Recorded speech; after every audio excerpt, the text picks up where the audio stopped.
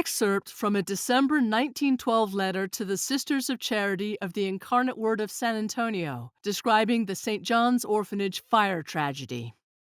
Early in the morning of October 30th, 1912, a tragic fire killed 8 people, including 3 young children, and destroyed St. John's Orphanage.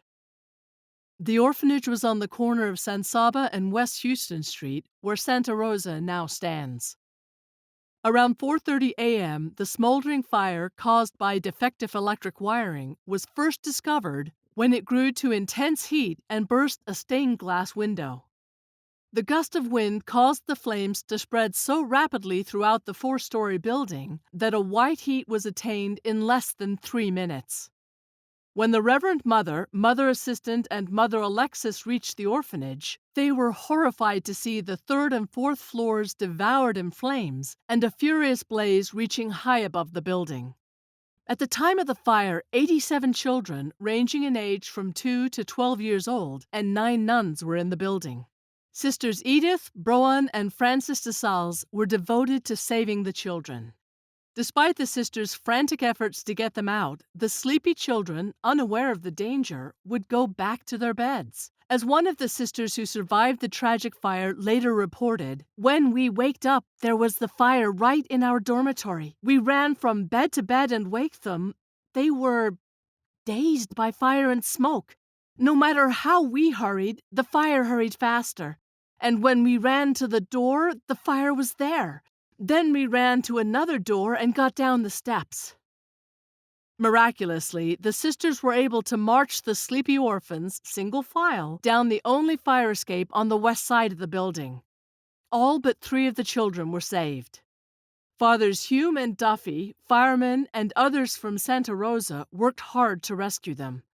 Bishop Shaw rendered assistance.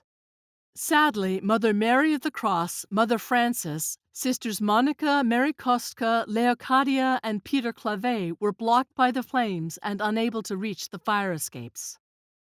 When Sister Monica woke Sister Kostka, they saw the door of their room enveloped in flames, leaving the window as their only means of escape.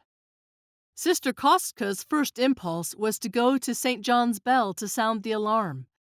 Then, without further thought for her own safety, the courageous sister made the sign of the cross, recommended herself to our Blessed Mother, and made the almost fatal leap from the 3rd floor. She was badly hurt, but moments later she was carried to Santa Rosa Infirmary, where she later improved.